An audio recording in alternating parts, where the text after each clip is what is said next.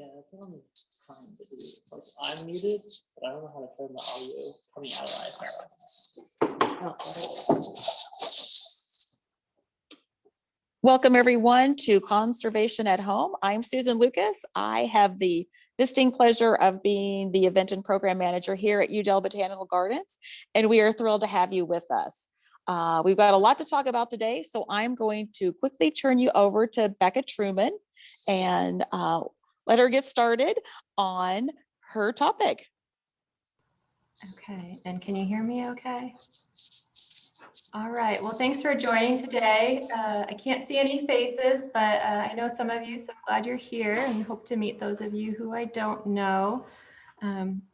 As Susan said, we're here for a Conservation at Home workshop. So I'm here at Udell, and I just want to thank Udell for helping to coordinate the many logistics that are required to plan what we hope to be a really successful workshop. So thanks again for being here, and I'm going to jump in.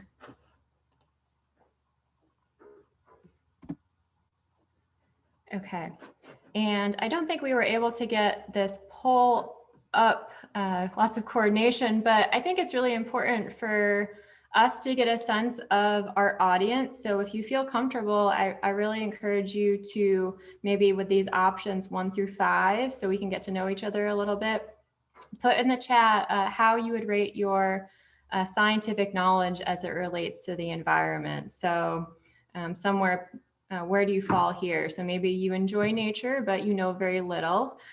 Maybe this equation seems familiar to you. Maybe somewhere between that, and then you have a good understanding of ecology and human impacts, but you just want to know more of what you can do at home. Or maybe we have experts out there that you could be sitting here and you can teach this workshop. So let us know, and then we'd also appreciate if you can put your name in the chat. We just want to make sure that everybody is accounted for, and that'll be important as we get towards the end with our rain barrel giveaway. So I'll give a minute for this. I'll see if I can take a look at the chat.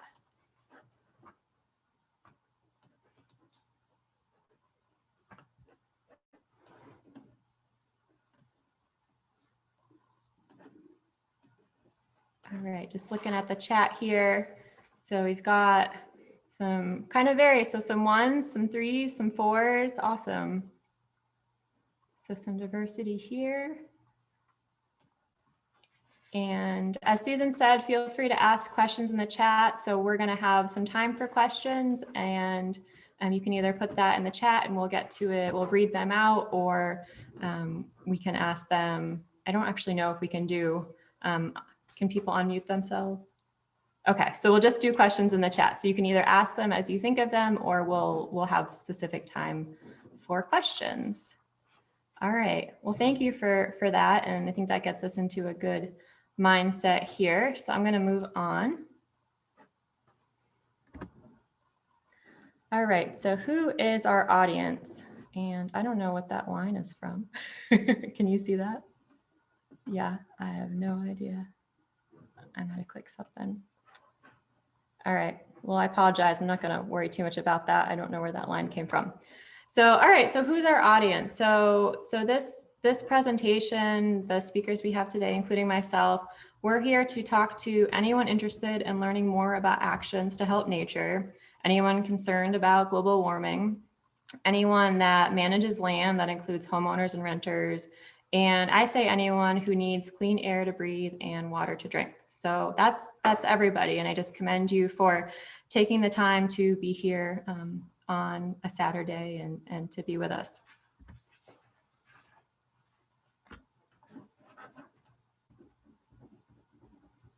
The slide's just taking a second to catch up here. Okay. So it's important to start off a workshop with understanding what expectations you should have from that workshop. So you should expect to learn some, or maybe a lot, depending on where you're starting from here today, about what it means to help nature. You should expect to broaden your understanding of your part in helping the environment. You should expect to gain a practical knowledge that you can use on your property and in your community. And you should expect that the information today will be rooted in sound science and given by local professionals with extensive experience in the field. And we're hoping to reach that target for you today. Okay, so a quick overview. I'm going to start off by focusing on helping nature with conservation at home. And then we have Andrea, who's going to talk about the local programs the Conservation District can provide, which include compost, pollinators, and soil. And then Margaret Shea is going to talk about gardening with native plants. And after we wrap that up, we're going to have our rain barrel giveaway. And I'm going to talk about our cost share program and next steps for that. And just a reminder of our speakers. So I'm Becca. I work as a watershed coordinator for Oldham County Fiscal Court. We have Andrea Matz, who is the program coordinator, as well as many other job responsibilities with the Oldham County Soil and Water Conservation District. And then Margaret Shea is the owner of Dropseed Native Plant Nursery. Okay, so we're here to talk about how to help nature at home. So I think it's important that we all just get on the same page of defining nature and talk about why it needs our help. Okay, so when we think about the natural world, we're talking about the biology, so the living pieces of the natural world, broadly are plants and animals. And we're also talking about the non-living or the abiotic components. So that includes our air, our soil, our water, and our climate. Okay, and then when we combine these biotic and non-living pieces, we create our ecosystem. So ecosystems are considered like the desert, tundra, those cold areas, the tropics, and here in Kentucky, we're actually in a temperate ecosystem. We have deciduous forests, and that's a big key component of our ecosystem here. So we usually have this view in our mind of what the natural world is. And oftentimes we sort of think of the natural world is over there. It's somewhere else. We often have to go out and we have to travel to it. We have to find it, especially if you're somebody that lives in a more urban or suburban areas. It often involves a car or a plane ride. But the reality is that people are everywhere, right? And nature is all around us. So we really want to get out of that mindset of nature being somewhere else. We want to think about nature being here where we are, whether you are walking down a city street or in a park by yourself. And whether you've thought about it a lot or not, we all have sort of an intuitive sense of wanting to be in nature, and nature provides a lot of key benefits for us. This has been extensively studied and documented that nature provides a lot of social, economic, and as well as services for physical and mental health. So we all, when we want to go out in nature, we really want to be kind of, say, in the woods, along a stream, or somewhere where we're not really seeing those impacts of people. But even if you're working from home maybe, and you have a tree outside your window and you get a chance to look at that tree throughout the day, we know that's going to give benefits for our mental health and overall well-being. Okay, so why do we need to help nature? Okay, so we need to help nature because we're out of balance, which is kind of a simple way to say that the impacts that we're having on nature, nature can't handle it. So this creates this big imbalance, and natural disasters like flooding, sea level rise, fires, pollution, forest degradation, logging, and then our wildlife being in drastic decline, those are all kind of symptoms of us being out of balance. So we may think to ourselves, well, I live in Kentucky, you know, we don't have to worry too much about these things. But I think we don't want to have that mindset about it. We want to say that no matter where we are, we have an impact. And unfortunately, one of the consequences of living in our society is we're kind of blinded to a lot of the impacts we have. So we want to remember that we do have an impact, and we can't decide everything, and we don't have control over a lot of things, but there are some things that we can have control over and we can make a positive impact. Okay, so thinking about all this, we're overwhelmed, very overwhelmed by all of this, but there's a lot to do. But I think we just all need to take a deep breath and know that there are solutions, and think about what we can do and what is possible. Okay, so what's possible? So today we're going to focus on restoring biodiversity, and we can do this with one person at a time, which is why we're focused on the conservation at home piece.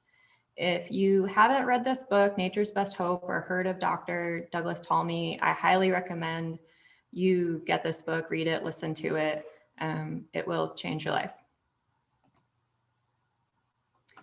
Okay, so conservation at home. So there are a lot of reasons why our species, our wildlife, are in decline. But the number one reason is that we have just lost habitat. We're losing habitat, so these species don't have a place to live. They don't have the food they need and the shelter and the places to reproduce. The good news is that 86% of the land east of the Mississippi is privately owned. So this is a lot of the land, including Kentucky, that is privately owned, and that's a lot of landowners. Now, if we think about what that land consists of, a lot of it consists of what we just consider a typical American lawn. And the issue with that is that lawns are this monoculture. So they're typically a couple of species, and not only that, but we consider them really as sterile environments. And that's either because we're mowing them often enough where we're not letting them go through the reproductive cycles. They don't get to go to seed. Often grasses are actually a few feet tall, but when we mow very short, we never get to see that. And then also because we're putting chemicals on our lawns, and often those are broad spectrum chemicals that even if we're targeting certain weeds that we don't want, we're really hitting everything. Okay, and the other piece of this is that our lawns are often compacted. So that's where our soil doesn't have a lot of pore space in it. Soil should actually have a lot of pore space to hold air or to allow water to infiltrate into the ground. And it's compacted for a lot of reasons, but one of the main reasons is that when land is developed, so if you think about a residential area, most of that land is completely cleared and that topsoil is cleared, okay? It takes almost 1,000 years to create an inch of topsoil. And that's an average number. It could even be longer depending on where you are. So if you think about 1,000 years, and then in a few months, all of that is just stripped away. And that top piece of our soil, that topsoil, that's where things grow. So now we've eliminated that from our land. Okay. So if we look at this other picture here, thinking about creating diversity, creating a landscape that's full of life, has that biology, and has healthy soils. So that's what we're looking to do here. Okay. So I think it's important to have a sense for succession. So this might be new to you, but just thinking about understanding the concept of how nature functions. So we're generally keeping our landscapes to, somewhere between this perennial weeds and grasses, usually some annual weeds. We might have some shrubs and some different trees in there. But ultimately, our land, what happens is if we're terraforming, say, a new piece of land, you start out with just those abiotic conditions, the lack of life, and then that starts to slowly fill in, and then eventually you get to where you have forests. So if you're familiar with New England, where I'm from, a lot of that land was cleared for farming, and then as farming declined, we now have huge abundance of forest because that land was brought back through this natural process of succession. Okay, and wildlife needs certain stages of this landscape to exist. A lot of wildlife need actually multiple stages. So some might go out into our meadows and breed, but they actually nest in trees. So thinking about all these individual private property owners taking a part of this, most properties are not going to be suited to have all of these different levels of our successional landscape, but together they can be enough. Okay, so I think it's important that we make some connections between wildlife and their habitat needs, and then those benefits that we receive from nature. So springtime, with all the birds out, we're all excited, is a really perfect time to think about this. We've got the spring migrants coming back, and they're ready to get going, they're ready to reproduce. Okay, so our birds, the best food for birds is caterpillars, and a fledgling, a new group of birds, they need between 6,000 and 9,000 caterpillars to grow until they're ready to leave their nest. And that just happens in a short period of time, usually a few weeks in the spring. And those caterpillars, to have caterpillars, we need to have certain plants. So caterpillars feed on generally native plants. And some caterpillars are actually considered specialists, where they can only live on one plant. They need one plant that they can eat. And so if we don't have that plant, you don't have those caterpillars. And so one of the reasons that birds are in this great decline is that we've lost the caterpillars. Okay, so thinking about bees here. So we're all kind of familiar with pollinators. A pollinator is anything that spreads pollen. So oftentimes we're talking about bees, but it can also be birds and bats, and even people can be pollinators if we're going out and either on purpose or just by walking around things spreading pollen around. Okay, so it's important to understand that honeybees are really common, and they're really essential for our food system, for food security and agriculture, our crops. But there are over 3,000 species of bees in the United States. And a lot of these are actually considered to be ground nesting bees, which means that in the winter, they go underground to nest. So they really need certain habitat on our landscapes and in our yards that we might not be used to keeping around.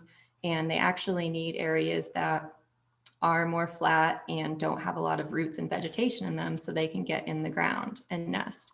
And there are a lot of different pieces here and connections, and we don't have time to go over too many of them, but I think just starting to make these connections about what is our ultimate goal and what do those species need, and then how do we make that happen, and how can our landscape be a part of that?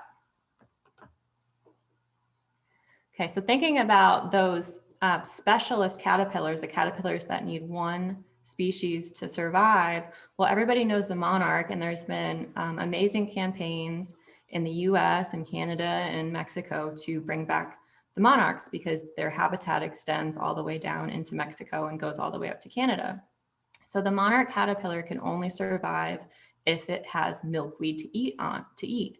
So the monarch butterfly will lay its eggs on milkweed, and then when the eggs hatch, caterpillars, they eat the milkweed.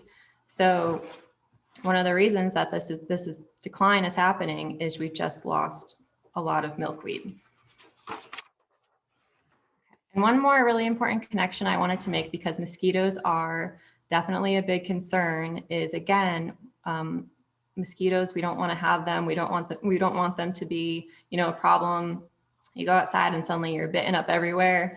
But there's a lot of birds as well as bats and other predators that eat mosquitoes. So again, if you don't have the plants, you don't have the caterpillars, and you don't have the birds, and then you have the mosquito problem. Now, this is sort of the ideal situation where we have enough birds and predators to keep down the mosquito populations. That's not really realistic in a lot of places, or at least it'll take time to get there. So I just want to make a point, if you're not aware that there is a way to manage mosquitoes using these BTI dunks. This is a product that you can get a lot of different places, and this will only target the mosquito larvae. So they're, rather than spraying, broad spectrum chemicals, hiring a company out, you can do this yourself very easily. It's really cheap. This is a less than $10 solution, and it will be effective. Okay, so I'm going to start kind of trying to tie some things together here, organize these thoughts a little bit. So what I'm talking about is regenerative landscaping. So what do we need to do to regenerate our landscape? Okay, so there's three really important things that I've already talked about a bit. So we need to create more diverse habitat by planting native grasses, forbs, shrubs, and trees. We need to keep precipitation on site. So we need to reduce the runoff and the water that's leaving our properties. And we need to reduce or eliminate synthetic fertilizers and harmful chemicals. Okay, so a couple of key principles of this is thinking about function over aesthetics. Now, this whole process, if this is something that's very new to you, and even if it's something that you're into and you're doing, it's a lot, and you can attest to that. This is a lot. So I commend anybody for starting this out or who's working on this. And I think as long as you have, in your mind, when you make decisions on your property, who is this benefiting? And if your focus is that this is going to benefit wildlife, and that's why making decisions are, you're doing the right thing and you're on the right track. And the other big thing of this is just being patient, and things take time and we're not good at being patient. So just remembering that as you go here. Okay, so those are the things we need to do. So what will nature do? So nature is basically going to take care of the rest for us, right? It's going to result in increased biodiversity. We're going to have reduced pollution leaving our property. Our soils are going to be better. Our plants are going to be deeper rooted. That's going to increase infiltration capacity of our soils. This is going to result ultimately in reducing our garden and household pests. This is going to sequester carbon, those healthy soils, those deep-rooted plants, that's all taking in carbon and storing it. And then this is going to recharge our groundwater. Okay, so there's a lot, we're talking about plants. You don't need to plant all of the trees. You just need to make sure you're planting the right ones. So there is this list, and I think we'll be able to share this with you later, but this is a National Fish and Wildlife Service, nwf.org, if you want to go there. And you can find a list that's already been, the work's already been done to say which species are going to provide us the most benefit for our pollinators, for wildlife, if we plant them. So I would encourage anybody who's thinking about getting some plants to refer to this list. And again, this is sort of will provide you the number. So oaks, hands down, oaks are the best trees that you can plant. They support 346 species. And I believe this website will get into which species those are. So if there's a bird that you really want to bring to your property, you can actually figure out, well, what do you need to plant to get that bird to your property? And then pollinator gardens. So we've all heard of pollinator gardens. And again, that concept of when you're planting a pollinator garden, you want to think like a pollinator. So our pollinator gardens, the purpose is to feed the pollinators. Okay, so what that means is we want to have species that are blooming in the spring, the summer, and the fall. And when our gardens look really awesome in the summer, we're really happy. But we need to consider that even in the winter, and especially in the winter, is when our pollinators really need that space. So what about when our gardens look like this? So this is actually the garden, if you've been following anything with Curry's Fork, I've been posting about this. So this is a pollinator garden we planted at the LaGrange Welcome Center. And this was about a month ago.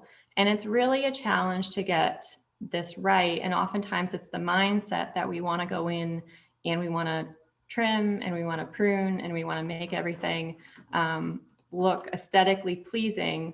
But as I mentioned before, this space is actually really perfect right now because it's creating that habitat that a lot of insects need to nest over winter. And it's creating a food source during the winter when food sources are low. So when we're managing our pollinator gardens and our native plants, it's really important to leave them over winter as is.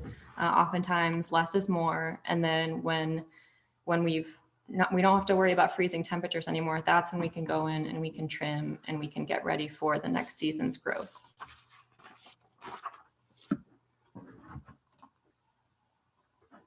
Okay, just checking the time. So the other piece there, when I was talking about having our reducing runoff, having infiltration capacity on our properties, this is where we get into nature-based solutions. Sometimes if you've heard of low impact development or green infrastructure, this is kind of what we're talking about, where we're bringing plants into our landscape to help manage our water.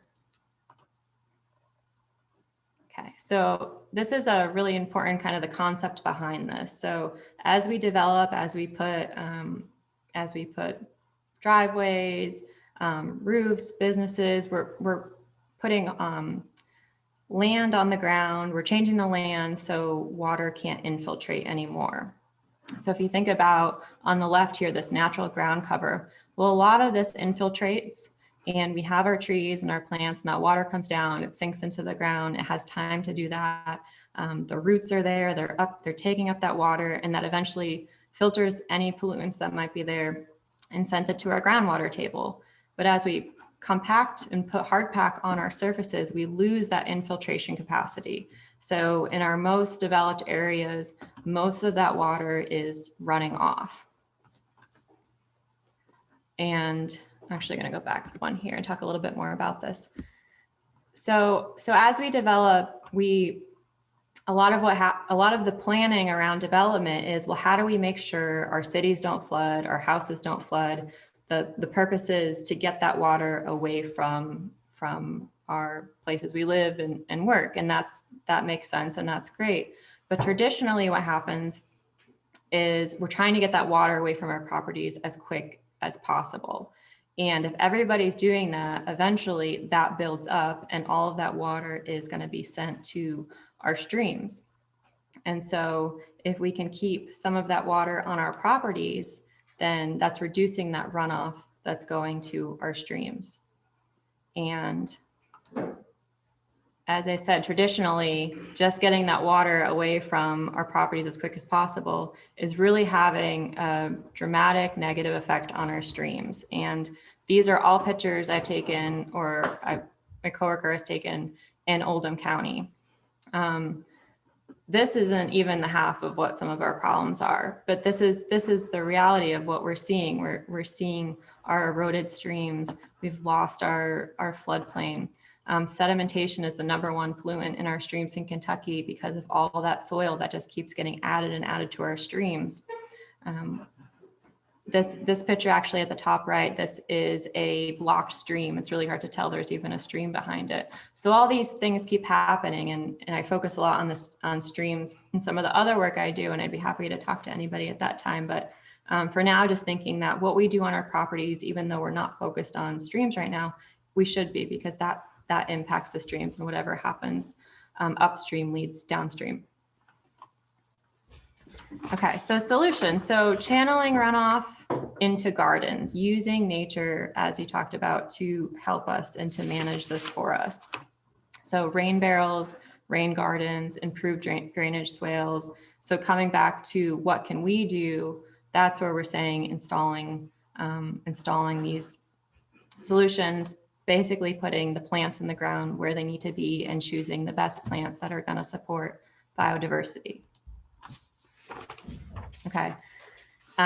Again, focusing on plants, so plant selection matters. If you haven't seen this, the visuals just speak for themselves, but our native plants are going to have those deep-rooted systems, whereas the non-natives, oftentimes, what we're finding when we go to a store to buy plants, they're generally non-natives, and that's really a shame, because they might serve an aesthetic quality for us, but they're not serving the bigger picture of what we need for wildlife and infiltration and all those great services that nature provides.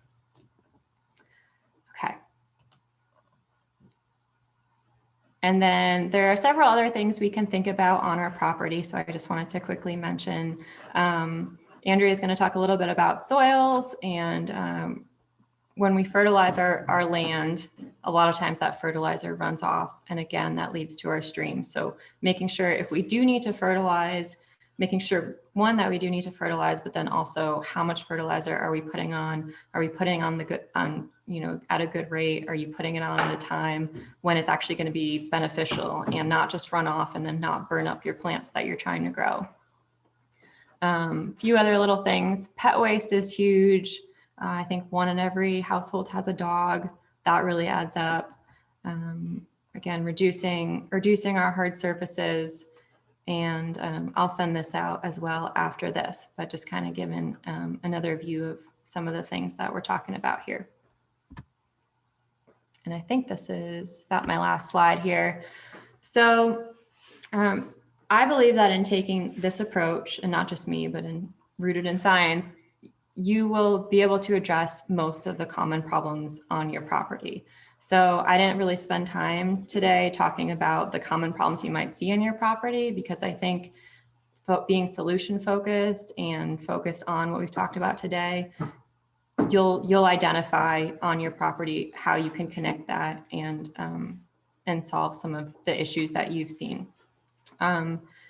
Is this enough to balance us out? Well, we'd like it to be, and maybe in some ways it will, but we know that there's a bigger, there's more to do, and that getting into, you know, that feeling of kind of figured out some stuff on your property. Well, what's next? And I hope that that interests you, that what's next. And I encourage people to talk to their families, talk to their friends, coworkers, thinking about, you know, your community as a whole, speaking up, taking action. These are some really broad suggestions, and I'd be happy to kind of get into the weeds more on this at any time later on. But once you're kind of thinking about your property and then digging into it, it's sort of that like, well, what's next? How does this snowball into something more? And it really can. And I encourage you to think about that. And just a reminder, you know, nature is amazing and it will do what we need to do if we just let it. And Earth Day is next Thursday. So I encourage everybody to do something special for Earth Day and every day. And I've got some links here. And that's where I'm gonna pause and let's see what we're at for time. So if anybody has any burning questions, it's probably a little more long-winded. If anyone has any burning questions, we can take those now. And if not, we will move on to Andrea. Let's see, I'm gonna stop sharing.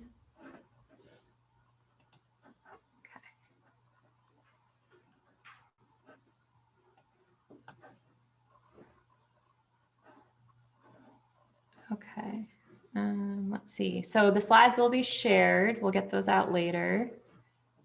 And what do we do if we think we might have a block stream on our property?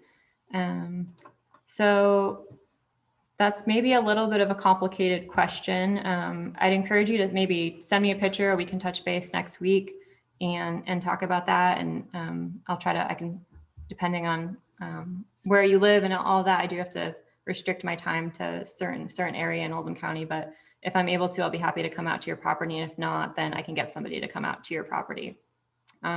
So block streams, if it's fully blocked and it's causing water to divert, maybe potentially risking property damage, then I would call that a concern to be addressed.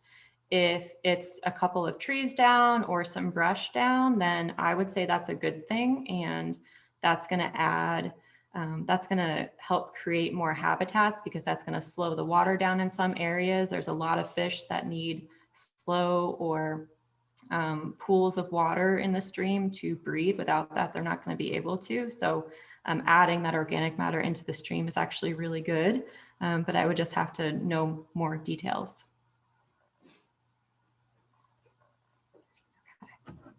And I think we're okay to move on. If you think of any questions, feel free to add them. And I'm going to mute myself now, and we'll move on to Andrea Matz with the Conservation District.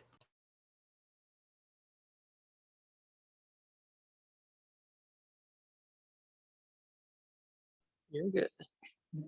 Hi, everyone. Thanks for joining us. Once again, my name's Andrea. I'm the only full-time employee with the Oldham County Soil and Water Conservation District. We also have individuals in the field to help you on site. We partner with the Natural Resource Conservation Service. So we do have employees to come on site and help you. If you just need ideas of what to do with your property, or they also help administer some of the programs that we do at the Conservation District. So there's a lot of things that go on there, and a little bit of a lot of things that can grow into larger things, the more public we have involved in these processes. I guess first I'd like to tell you how conservation districts came to be. If you don't know, it's been about 75 or 80 years ago that we realized the farmers were tilling up their soil year after year for agriculture, and eventually after you till that soil, I used to think it was beautiful, just tilled, fluffy soil. But eventually after you do that a few years, it turns basically to dust, and the wind carries it away, the water carries it away. And as nature would have it, decided to take this dust and dump it right on the city where a lot of legislators were meeting at the time. Of course, that went a long way to help them realize that they needed to, this was a real problem. Soil was ending up in places we don't want it and not staying in the places that we do want it. So after this dump of soil dust on the legislators, they decided we need an organization. You know, of course, it was a long process, but that's how we decided that soil needed to be conserved. And of course, water goes right along with that. And eventually, woodland and wildlife was realized as an integrated part of what the soil needs. That fluffy soil that used to blow away, we've figured better management practices to keep that soil in place. And basically, we've learned that tilling is not the way to go, if at all possible. Farmers will now, after their main crop for the season is gone, they will put a cover crop for the fall so that the roots and the soil, the roots in the soil can help maintain the soil structure. Soil has to have structure in all these multiple nutrients and microbes that make things grow. So basically keeping the roots in the soil until the next season is the best idea. And then the next year you can come along. A lot of farmers use a no-till planting method now, where the seed just actually gets punched into the good soil that's there and has structure, hasn't been tilled. So that's just, now we administer programs to help farmers, but also urban landowners. There's lots of things that you can do right at your home to, and when we all start doing it, then the earth's a better place, and we're helping maintain. The three things I have to talk about today are soil testing, composting. We have our new composting bin here, and pollinator habitat program. So we have funding dollars that are meant to help the farmers and the landowners conserve your natural resources. First, a little bit about soil testing. Basically, the way the process works is we, at the Conservation District, pay for your soil testing through funding from your general funds tax dollars. And so you call the office, call or email for a soil testing voucher. And then you can either pick them up or we can easily email them to you, because they're just simply a piece of paper. This has 2 on it. But they are numbered and have my signature. So when you take your soil samples, you can put this voucher with it. And then the soil actually gets tested at the extension office. And so you take your voucher with your soil to the extension office, and then that will save you the $10 it costs for each test. And we give up to 5 tests a year per resident or per property. And that way, if you have various areas you'd like to test, maybe you have an area where you have a certain kind of tree you'd like to plant, you can test the soil in that area. And then the folks at the extension office are really great about giving you advice on the amendments to take or to do, just for that particular reason, for a particular species of tree. Of course, you would want to test the soil in your garden, and then maybe in your lawn, unless you have a lawn company taking care of your lawn and probably doing a lot of the things that we wouldn't recommend. Around Oldham County, we have a lot of clay.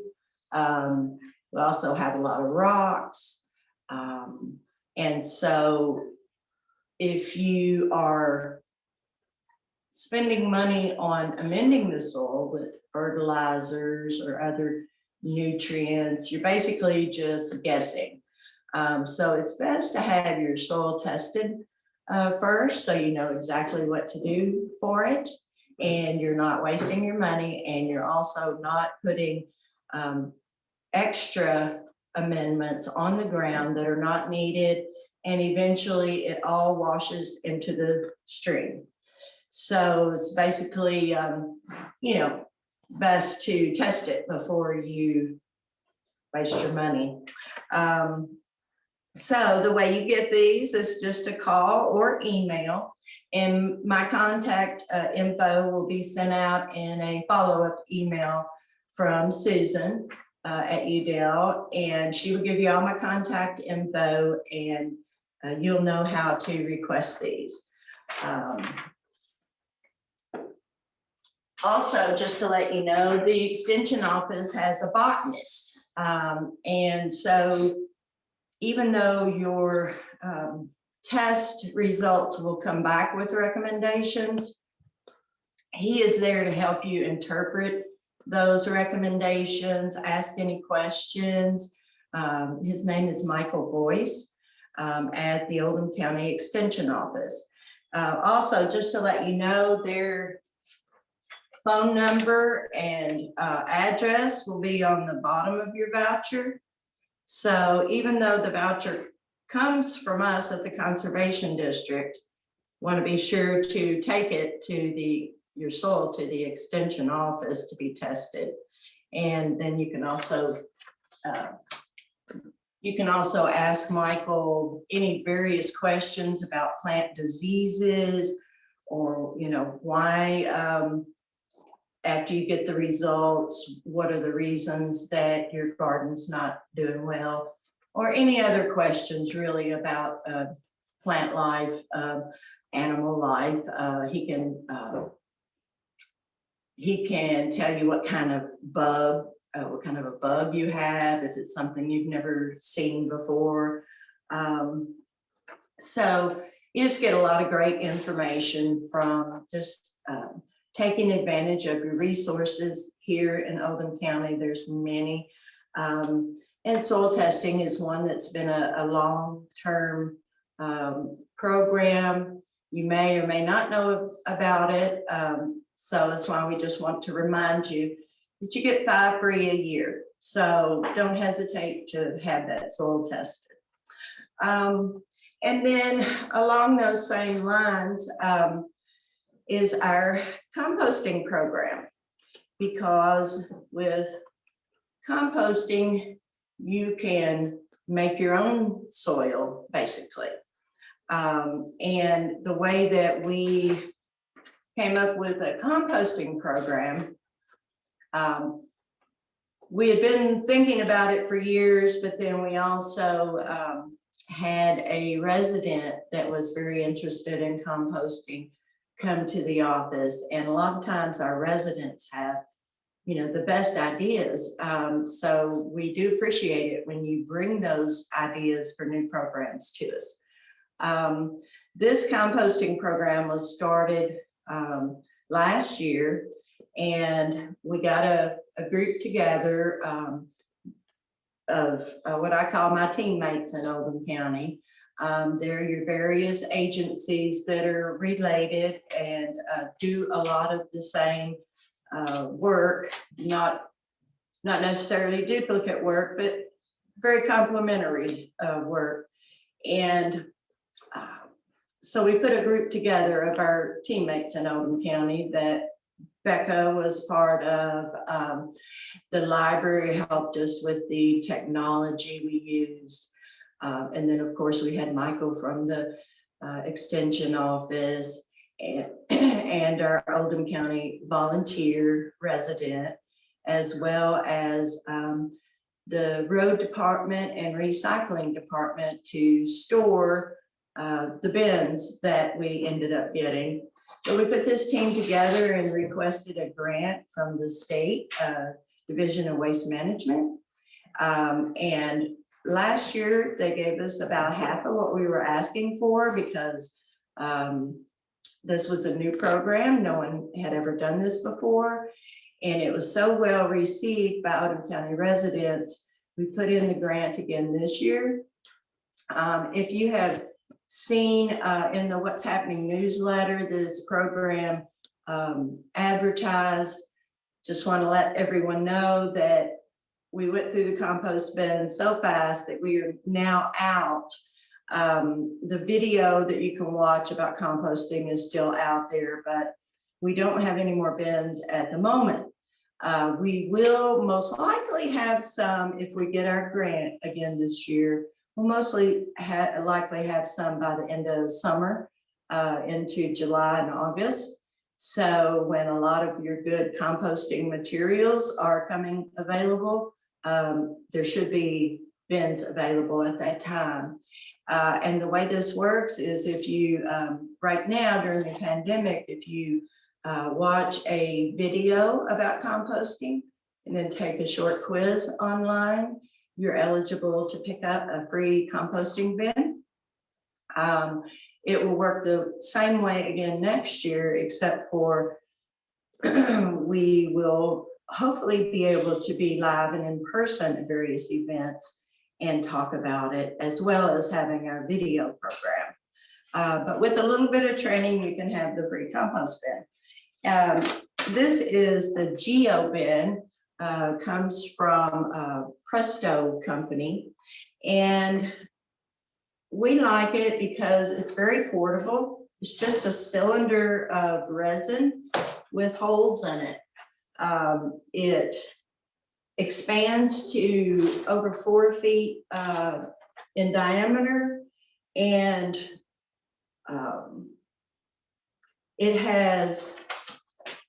it's rolled up very tightly in a box this size, so it's easy to just pick up and take home in your regular vehicle car. But it has, you can adjust the size on it. It's pretty easy to do, but when you first get it in that box, this is some excess that I have not unrolled. So it's gonna want to roll up real tight like that. But you just lay it out flat for a while and the want to roll up will go away somewhat. And then it's got these holes in it. I'm not sure if maybe these are easier to see, but it's got these holes in it all the way around with these little plastic keys. So you just line up your holes and take your key in and out. And I only have a couple in here now, but there's 6 keys that go all the way down the side. So you can make it whatever size you like. And then if you don't want it as large as it will go, you want to be sure and leave the excess on the outside. So that way it doesn't get caught up in your compost on the inside. So that's just a little bit about the product. One more thing about the product, you might want to, until you get it full or halfway full and heavy, you might want to put a stake through one of the holes or a couple of the holes into the ground. I don't have stakes readily available all the time. So the way that I did mine was I had an old wire coat hanger. And so if you can imagine that the sides of the coat hanger, I just clipped the sides of it off, and it made a perfect stake to stake it down to the ground, because we get some big winds around here, and if it's not full, it will blow over. But once you get some things in it, it's not going anywhere. So let's just talk about a little bit about why you want to compost. Well, for one, if you're a person that likes maybe just a few potted plants, that you only have room for a few, flower pots, you're buying soil probably every year to fill those up. So as a benefit to you, you can make your own soil. You don't really need to do that. And then if you're in a, small urban area, but the larger yard you have, the more you'll have to put in this and the more benefit you'll get out of it. The way you would want to compost, there's basically almost everything that comes from the earth can go back to the earth, except for a few things. There is meat. You don't want to put meat in here. You don't want to put, let's see. Basically, the way I think of it is if I have cooked food, I don't put that in because we cook with milk and butter and dairy products. Dairy products shouldn't go in. But when you're going to learn this in your training class, what all can go in and out, or in or not. And also, you're inside your box, you will have a sheet to remind you things that you can compost, things not to. But you can also, if you've just got bare spots in your yard that nothing will grow there, you can use your compost to sprinkle on your lawn or in those bare areas. Just all kinds of great things you can do with your compost. But of course, it also benefits the earth and your county resource funding, because once you are doing, if you're doing recycling and composting, you have a big reduction in the amount of garbage that needs to go to the landfill. Eventually, what are we going to do with this garbage that's going to the landfill as our population keeps growing? So this is a great, easy thing that benefits the property owner as well as the earth and your funding resources. So I have gotten the 5-minute wrap it up signal. So I'm going to talk lastly about our pollinator habitat program. And this is a program that pays 50% of your materials to install a pollinator habitat. It really, there's no size requirement. This is done out of our office, so there's no application to the state or federal government, anyone else. It's a very simple application. I know that you can't see it very well from there, but it's basically just your contact info, what size habitat you'd like to put in, and where on the property you'd like to put that. So once a month, these applications get approved at our regular monthly board meeting. You can turn them in over email or you can mail them, however you would like. And the only real requirements is that you use 10 different species of native plants that are good for pollinators, with one of those species being a grass. The pollinators need the grass to roost in overnight, find protection. So we ask that you have one grass in there. We also will have a list of pre-approved plant species. However, there's many more species that qualify. So as long as they're regionally native and good for pollinators, you can put it in as large or as small as you'd like, as long as you can fit in 10 different species. We also give you resources to find your best way for your property to install a pollinator habitat, but you can spend up to $300 and we will give you $150 reimbursement once you turn in your receipts after you put in your project and a picture of your project. Then we will write you a reimbursement check for 50%. So this is great if you have an area that you don't want to have to mow.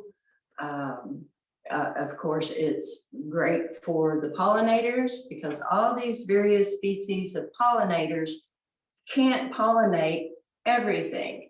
A lot are specialized. Maybe their proboscis only fits one species, one or two species of flowers to get nectar. So having a wide variety, like Becca had talked about, of diverse wildflowers and pollinator plants will help you and nature. But maybe we've also had, and keep in mind this pays for material, not your labor. So we've had a few folks build elevated beds, raised beds, pays for the materials for that. So anyway, we just hope that you will think about some of these programs and how they can benefit you and the earth. And then just give us a call. Once again, my contact info will be on a follow-up email for you, so you won't have to write that down right now. And also just know that there's other programs out there. If you have more land, you can go through some of the state cost share programs. They give you a year to install your practices. And by practices, there are things like cross fencing for rotational grazing. Say if you have a livestock operation, you want to divide off and have a plan for your grazing to make sure it's done properly and your land isn't overgrazed. And there's many, many more that we don't have time to talk about today. So thank you for being here, and just let me know what else you're interested in and we might be able to help you with. I guess I'll turn it back over to Becca. Okay, thanks, Andrea. If anybody has any questions, feel free to put them in the chat. Some good conversation. And we're gonna just need a quick second to turn it over to Margaret. I will figure out sorry if there's any. Becca, have I unmuted Back myself? noise here. I'll figure out the contact for you, Val. I forget the guy's name who runs the program, but they're usually there on the weekends and you can just go and bring your bins and pick it up.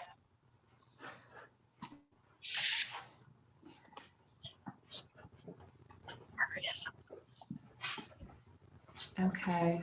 Margaret, I think we're giving you access to share your screen. Okay, can you hear me, Becca? Yes. All right, I'm going to stop because there's probably a lot of echoing. Sorry about that. But I'm happy to have Margaret here, and I'll let you take it away. All right, let me see if I can get this to happen.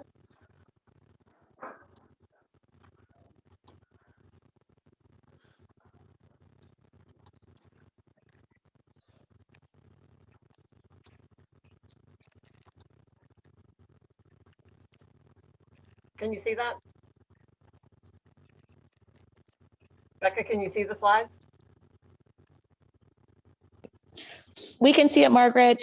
Okay, sorry, thanks. Thank you. Well, I'm Margaret Shea, and I'd like to talk today about one thing that you can do in your own backyard to really help the environment, and that is plant native plants.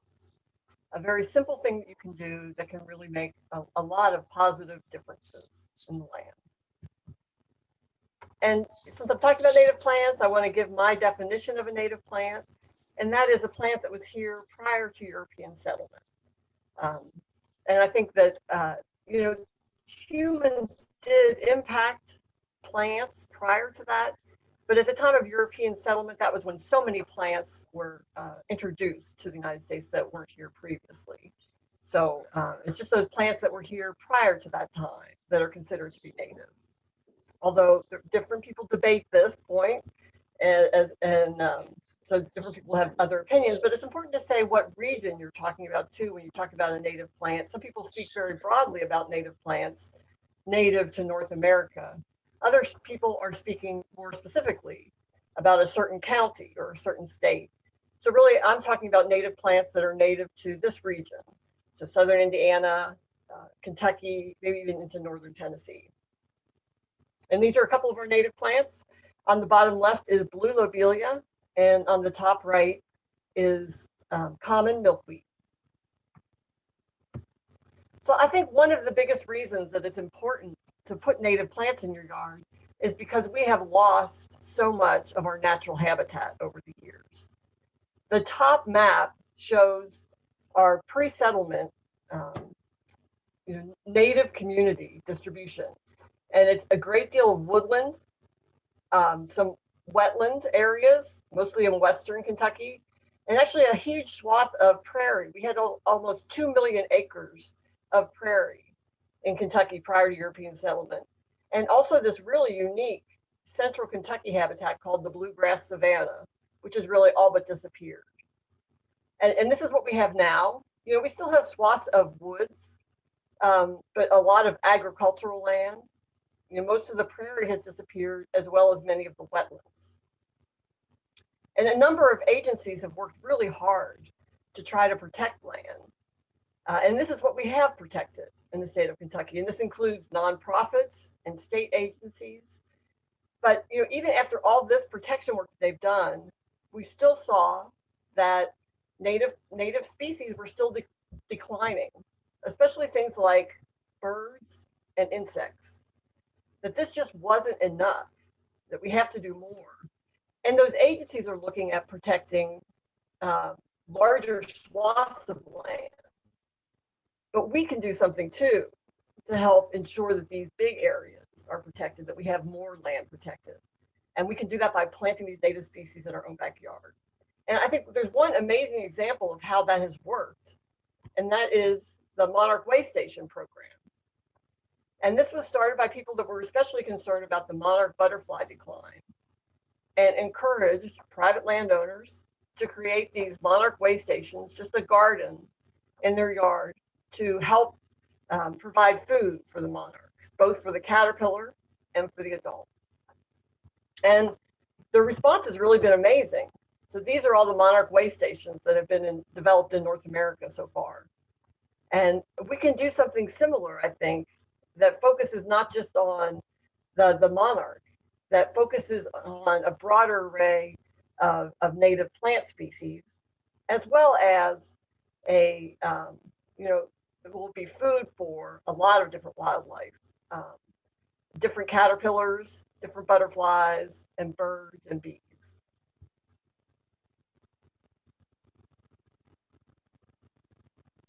Another important impact of native plants in your yard is that they can help or mitigate for the impact of global warming on the climate. And global warming is basically a buildup of carbon dioxide in our atmosphere.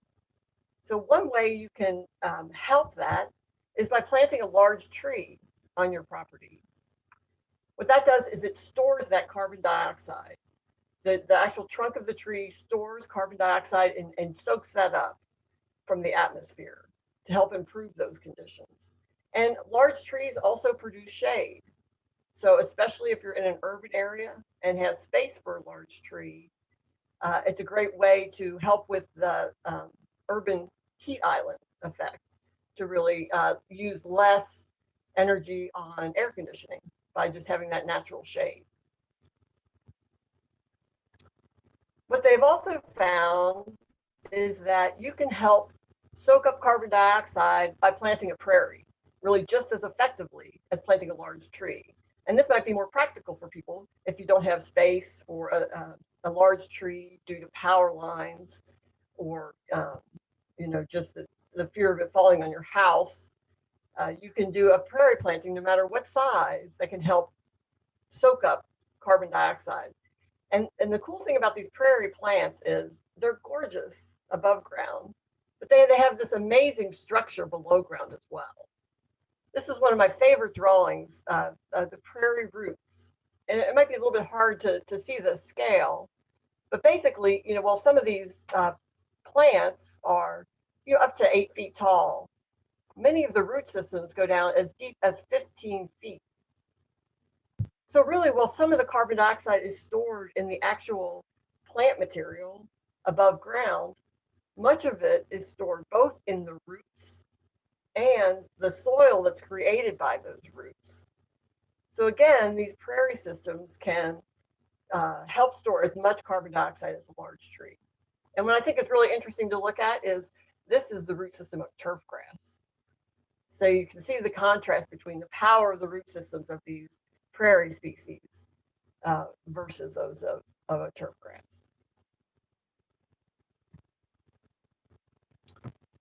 Another benefit of gardening with these native plants is that they require less additional resources. And I think there are a couple keys to that. One is you really have to give them TLC for the first year of growth. Their roots aren't fully established yet. And so I do water my new native plants for the first year. But after that, they are on their own. And because they are adapted to our climate and soils, they don't need additions of fertilizer or water or often pesticides. And so they're just a more low input type of plant to use in the landscape. And these are two natives here. On the left is river oats, a lovely native grass. And on the right is hairy wood mint. So another key, to the plants being lower maintenance is choosing the right plant for the right spot. But the amazing thing about Kentucky is we have these really diverse habitats. So no matter what you have in your yard, you can find a group of plants that will thrive there. So let's say you have a really harsh, dry, sunny spot with nasty, gravelly soil. Well, that's the perfect place for adding some glade plants. They will thrive in those kind of conditions that seem really inhospitable to us. This is one of the glade plants. This is our only native cactus, the prickly pear cactus. But there are many grasses and flowering plants that will thrive in these conditions. And if you have woodlands, or if you have trees or just a shady backyard, there's a group of plants that will grow in the shade. We have many different types of woodlands, from upland areas that are very thin, dry soil, to bottomland areas with very rich, moist soil. And even things that will grow in our clay under a tree, which is fabulous. And then again, there are prairie habitats. If you have a sunny backyard, there are prairies for all types of different soil. Again, for a dry, rocky soil or a wet soil, even something that floods periodically. And these are just beautiful, very showy natural communities that have just a huge diversity of flowering plants and grasses to choose from. And then also we have wetlands. This is one of our kind of unique wetlands in Western Kentucky. It's the Cypress Tupelo Swamp. But there are also wetlands that are composed more of perennials and flowering plants that can be used in spots in your backyard that might only flood periodically. There's a natural community called a temporary wetland, and it typically floods in the winter and dries out in the summer. So we have species that are beautiful and can withstand those conditions for your backyard if you happen to have those set of conditions.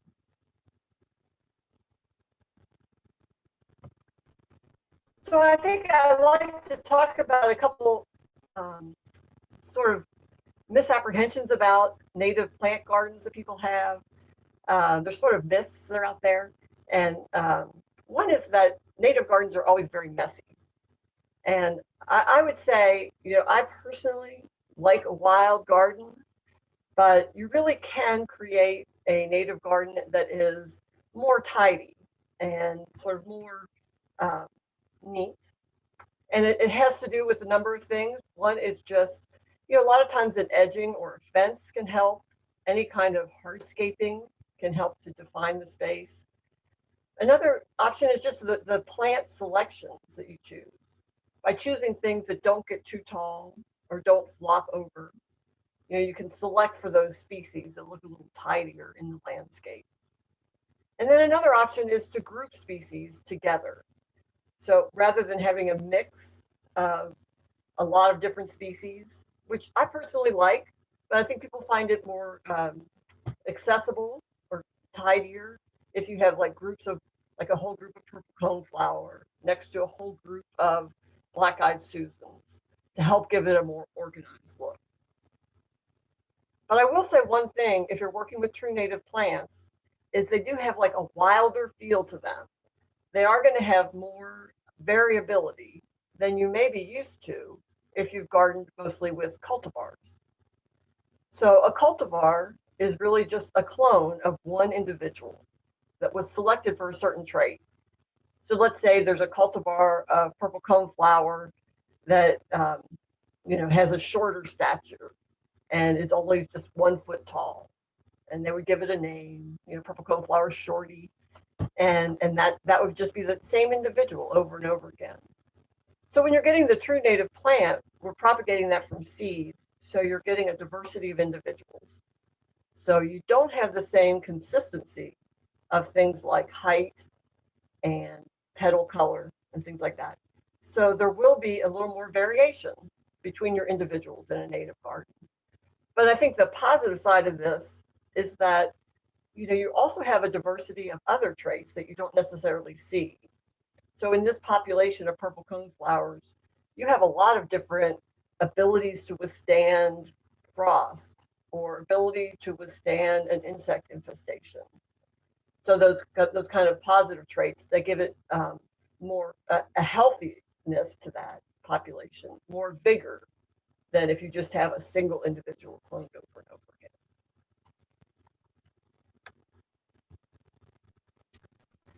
Another myth I think that's out there about native plants is that they're all very weedy. And again, this just isn't true. Just like non-native plants, every native plant has its own strategy for survival. And some of them are really weedy and others are really picky and difficult to grow. So the key is really just, again, choosing the right plant for the space that you have. So, and there is a guide to that that's available on the Dropseed Nursery website. And it's called the Coefficients of Conservatism. And it's a ranking system that gives every native plant a number from 0 to 10. So a 0 is a very weedy plant, like giant ragweed. So giant ragweed is native to Kentucky, but will spread like crazy and grow in almost any type of habitat. I probably would not choose that in my garden, but it is actually a nice native plant that's helpful for birds. But on the other hand, there are plants that are more difficult to grow and that don't spread so easily and are very picky about their habitat. Like, for example, rattlesnake master, a really beautiful prairie plant that is host to a federally endangered moth called the rattlesnake master borer moth. And a really cool plant that the Native Americans thought would heal rattlesnake bites, but in fact does not. Just something you should know. But this plant is given a score of 10 in the coefficients of conservatism. So you go from ragweed to something more difficult to grow like rattlesnake master, and then you have plants somewhere in between, like cardinal flower, which will spread somewhat, can spread by seed, isn't quite as picky, and that's given a rank of a 5. So by looking at these ranks, you can make decisions about what plants seem right for your garden. Because if I'm planting 3 acres, I don't mind having some low scoring plant species in that mix. Maybe not the ragweed, but maybe some 2s and 3s to really help fill in that area. But if you have a really tiny backyard and don't want to have to deal with sort of weeding the native plants out over time if they're spreading, you might want to choose things with a higher score. So it's just a matter of choosing again, the right plant for the site that you're working on. So I hope that I gave you some ideas and starting points. And we have all kinds of native plants here at Dropseed Nursery and many other nurseries in the state that sell them. So you have trees like serviceberry. We have shrubs like spicebush. We have plants for shade like the woodland poppy that's in flower right now. And plants for full sun like the aromatic aster, which is a lovely addition to the garden that flowers all the way into November. So I hope I inspired you to put some native plants in your garden, and I'm happy to answer any questions. Thank you.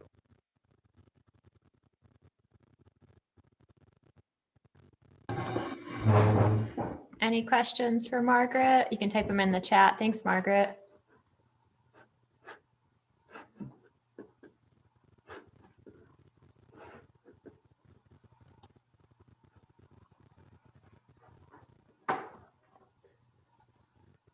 And I don't know if you can see the chat, Margaret, so I can read it out loud. So do you offer consultations at home?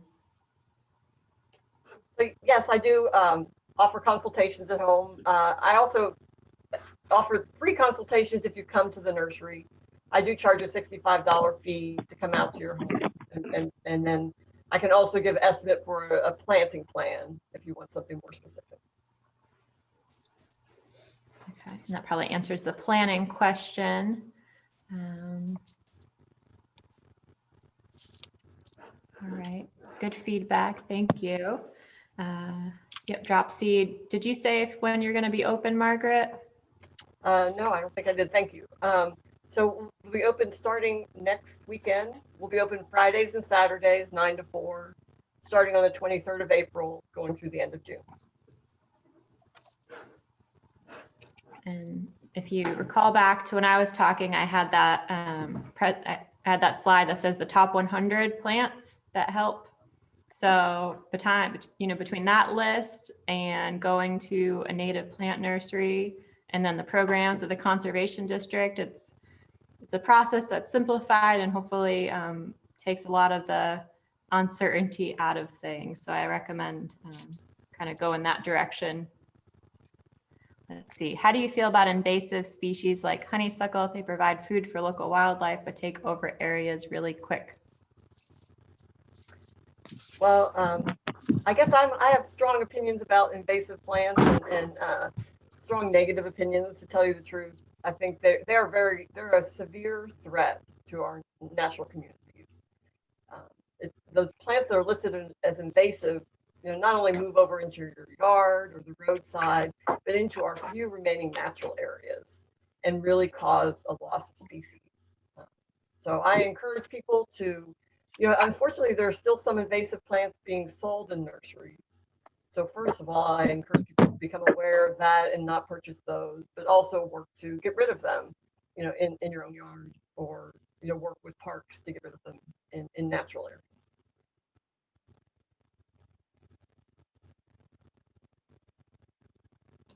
See. How do I get some individual help explanation of swales? I just can't understand how to do them.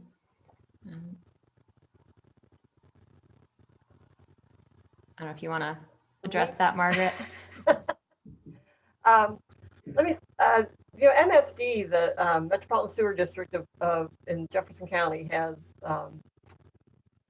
some good booklets on rain gardens and bioswales. And I believe that they have them online, and that would be a good place to start. And I'd be happy if you have questions after that to talk to you one-on-one. Yeah, and same on the swales. All right. And there's a lot more information out there, of course. So this is really just like a little piece of things, hopefully enough to pique your interest, or if you're already really knowledgeable, which I think a lot of you are, to provide more information and resources. Let's see. Margaret, what was it? You said you were open next Friday starting, or next Saturday? Next Friday, so Next the Friday. 23rd and 24th, and then every Friday and Saturday after that through the end of June, Okay, 9 to 4. great. And we'll include that in the follow-up information too, as well. So we've got a few more minutes. So we've got what should be just enough time to do our rain barrel giveaway, and I'll talk about the program. I'm going to share my screen again. And all right. So let's see. Good. Hear me okay? All right. So our rain barrel program. So I don't think I mentioned that my position and the work that we do is grant funded. So we have it's a federal grant through the Clean Water Act, and that gets funneled to Kentucky Division of Water and then to Oldham County Fiscal Court. So it is ultimately federal dollars, and we have some funding to provide rain barrels at a reduced cost to people in the Currys Fork watershed. And then luckily, Oldham County Fiscal Court has also put up a little bit of money. So based on how many people we have here today, everybody who wants a rain barrel at a reduced cost who lives in Oldham County will get one. Move on to, I guess I'll spend a minute just talking about rain barrels, because I assume it's obvious that everybody knows them, but there's actually a lot of really good information to make sure to mention, and more of this will come later too. But so rain barrels, so a lot of times either the water from your gutters goes straight into some pipe that ends up in being piped and combined with the sewer system, and that's for people in Louisville. So it's called a combined, a CSO, a combined sewer overflow, where the sewer and the stormwater gets combined together. I don't know if anyone here is in Louisville, but a big difference between Louisville and Oldham County is that combined sewer system. Pretty much everybody in Oldham County, your gutters will either go directly to the storm drain, or you might already be disconnected. So that's really great if you're already disconnected. And that just means that that water from your gutters is going out onto your property somewhere. So one of the best ways to manage that water is through having that water go into something like a rain barrel or a rain garden. And that bioswales question, so your swales and your rain gardens, that's the very similar concept of just having a planted area for that runoff to go into reducing further erosion and keeping that water on site and filtered into through the soil into our groundwater. So for the rain barrel, so this is really good for anybody who has a garden, uses water outside. That barrel is provides the most benefit to you when you've got those summer crops and it hasn't rained. Most gardens need about 1 inch of rain a week to get good, especially for your veggies. Native plants, another bonus there is that you really don't need to water them once they're established, they're good to go. But for your traditional gardens, your vegetables, you're gonna wanna get some water on those every week. So that's when the rain gardens come into play. You can also use the water to wash your vehicles, do some outside cleaning, water your lawns. So there's options there. And the water from our roofs, that's actually going to be better than tap water because that doesn't have chlorine and that has a lot of natural minerals that sometimes get filtered out by the time water gets to our tap. So there's a lot of really good reasons. I don't have time to go into everything now, but to have a rain barrel, and it's really not that complicated. You want to hook it up in the spring, take it down in the winter because you don't want that water freezing over winter. You want to clean them probably about once a year. inspect them and just make sure they're not overflowing and then causing water problems near your foundation. But all in all, it's really simple. And for our program, so as I mentioned, if you would like, you'll be able to receive a rain barrel and kit at 40% off the retail cost. Because we have a small group today, and I think there might be a couple people who are outside of Oldham County, I want to help you out a little bit, and I won't be able to provide you any funding, but I can help coordinate your purchase of the rain barrel through the same process that I'm going to talk about. So if you're not in Oldham County, but you're here today and you want a rain barrel, you can go through and fill out the form. You'll pay the full price through Oldham County Fiscal Court, but I'll be able to get you the rain barrel, and at least it'll be tax-free, and I'll do some of the legwork for you. Okay. So there is going to be a form. I think I have the link on the next slide, and I'll send that out as well later. But to try to expedite things, if you're interested, I need you to fill out the form by next Friday. I'll confirm with you. If you fill it out sooner, I can probably confirm with you sooner. But I'll confirm with you by the next week. And then I'll need you to make sure this is out of the way here. Is this out of the way? Here. Sorry if that was covered. And then I'll need you to pay to Oldham County Fiscal Court by April 30th. So you can either bring a check to Oldham County Fiscal Court's Planning and Zoning Office, or you can use a credit card, and I believe there's a 3% fee. Again, I'll give more information, but I'm hoping to have these to you hopefully by the end of May. So there's going to be several options here. Let's see. Just waiting for the next slide to come in. Here we go. So there's a lot of options, and just please bear with me through this process. I had another option on this, and then it's already out of stock. So if that happens again, we'll just adjust. But I just wanted to make sure we had options because people want maybe a different type of barrel on their property. So there are 6 different barrel options that you can choose from. Regardless of what you choose, you're going to be paying 40%. Some of these, I'll go quickly through this. So this blue barrel here, the more people we have, this is through the Lexington Container Company, the more people we have, the cheaper this barrel gets. I don't know if we'll have enough to make this much cheaper than the $16 at that 40%. But if we had a lot of people interested, then it would be cheaper. That's why it says approximate for the $40 total.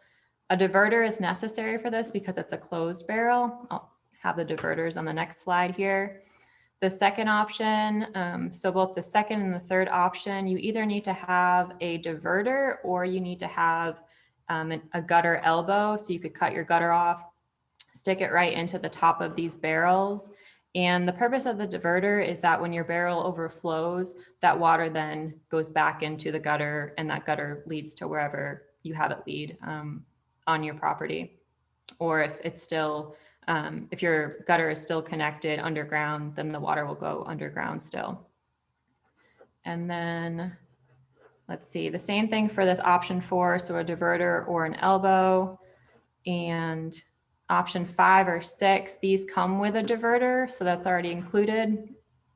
You'll have time to look over this, and I can chat with people as they have questions as you're doing this, but I'll move on to your connection options.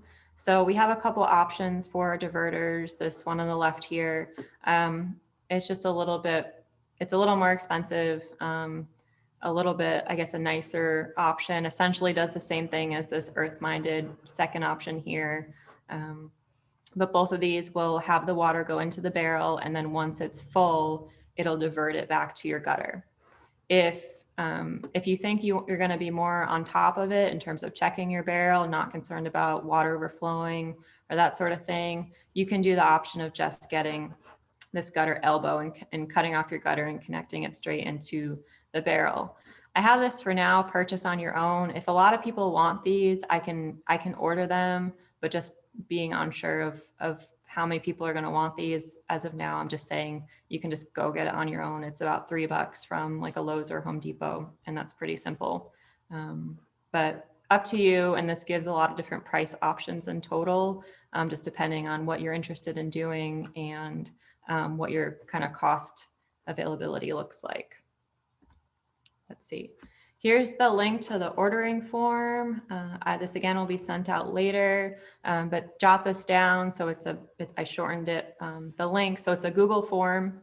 Hopefully everybody can access that. If you're having any issues, again, contact me, but just Oldham Rain Barrel Program, and it is case sensitive. So each word is capitalized. Okay, I'll open the chat real quick in case there's any immediate questions. Okay.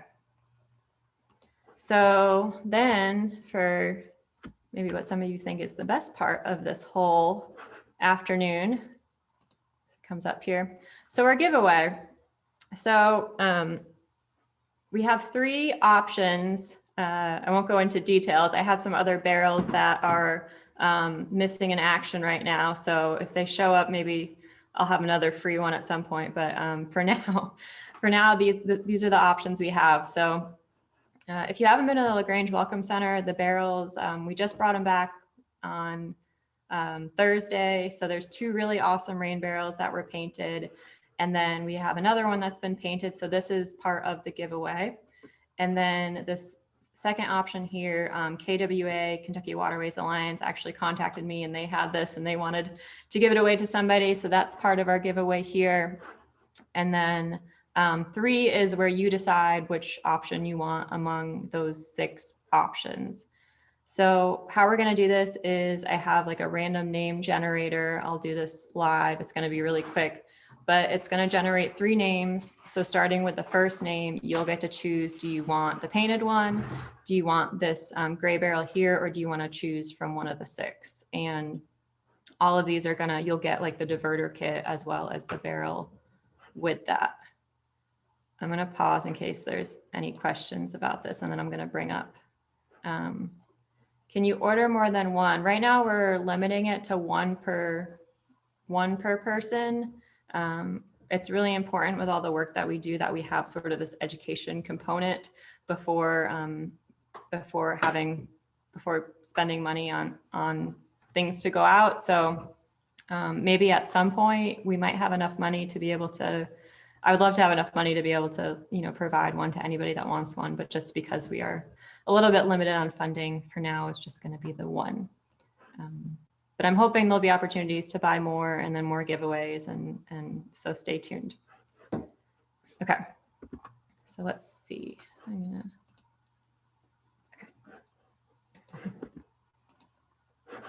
Let's see, all right. Sorry, my computer's a little bit slow with the clicks here. I put that U of L compost link in the chat as well. And then can you see my screen okay? Let's see, I'll do that one here. Okay, so everyone's names who are here are in this random name picker, I guess we can call it. They've been shuffled and it's gonna select 3, and if your name's drawn, it's gonna remove you from the list before it gets the other one. Okay, it's gonna be really quick. So cross your fingers, start it. Okay, and I'm sad that you all are on mute because I would love to hear the excitement right now. So what we're gonna do is, I guess we'll use the chat. Let me see if I can bring up the chat. Okay, so Shauna, so you get to, so Shauna, Donna, and Jennifer, there was no duplicate names, so I think we're okay on that. So Shauna, you can choose if you would like to have the painted rain barrel, the gray rain barrel, or you can choose from one of the 6. And then let's see if I can have you type that in the chat so we can have, let's see. You said choose. I'm not sure what you mean. Oh, 3, you want the 3rd? Okay, okay, great. So through those options, you can let me know which one you want. Okay, was it Donna? Donna. Donna, so if you would like And if you don't, if your name was chosen and you don't want one of these, you rather go through the 6, that's okay. I understand. So we can have another name get chosen.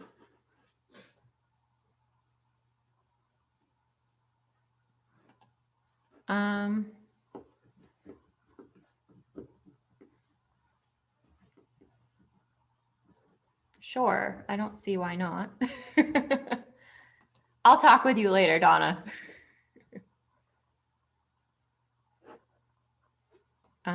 But you want the painted one? Yes, okay. I'll work things out with you later. And then third name, Jennifer.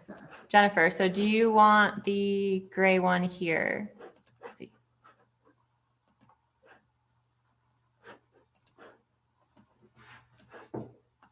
And sorry about having to do this through the chat. Okay. Yes, okay, awesome. And if there's any, if you want to change your mind later, or there's anything you want to talk about, we can talk about it, but hopefully this works out okay. Just please be patient with the whole process of getting the rain barrels and the cost share. It will take a little bit of time, and I'll work through it with you every step of the way.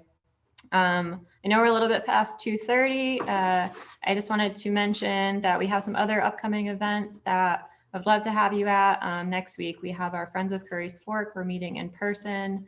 We have a stakeholder meeting.